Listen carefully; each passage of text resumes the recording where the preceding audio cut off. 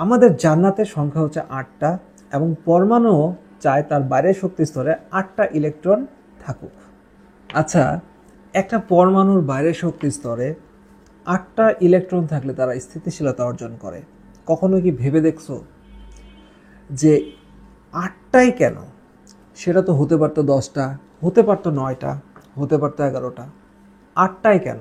অর্থাৎ একটা পরমাণুর সর্ববহিষ্ঠ শক্তি স্তরে যখন 8টা ইলেকট্রন চলে আসে তখন কিন্তু ওই পরমাণুর আর চাওয়া পাওয়ার কিছু থাকে না। অর্থাৎ সে কিন্তু নতুন করে কোনো ইলেকট্রন গ্রহণও করতে চায় না, আবার ইলেকট্রন দিতেও সে রাজি নয়। অর্থাৎ সে স্থিতিশীলতা অর্জন করেছে। হ্যাঁ, কিছু ক্ষেত্রে এর এক্সেপশনাল আছে।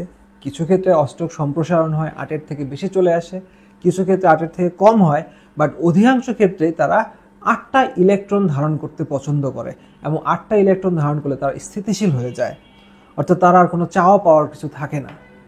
তাহলে এখন আসি আমাদের মানব জীবনে আমরা কি চাই, মানে আমরা কোথায় গেলে আমাদের আর চাওয়া পাওয়ার কিছু থাকবে না, আমাদের ফাইনাল ডেস্টিনেশনটা কোথায়?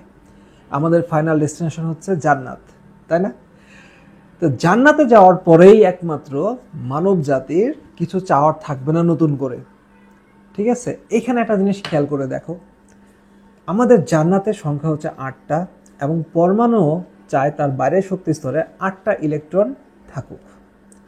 আচ্ছা, এই মতামতটা কিন্তু শুধুমাত্র আমার নিজস্ব মতামত, এটা কোনো সায়েন্টিফিক ব্যাখ্যাও নয়, এটা কোনো ধর্মীয় ব্যাখ্যাও নয়, এটা আমার নিজের মনে হয় যে পরমাণু মনে হয় এই জন্যই 8টা ইলেকট্রনকে রাখতে বেশি পছন্দ করে, কারণ আমাদের জান্নাতের সংখ্যা হচ্ছে 8টা এবং সেটা হচ্ছে আমাদের চিরস্থায়ী এবং স্থিতিশীল একটা অবস্থা।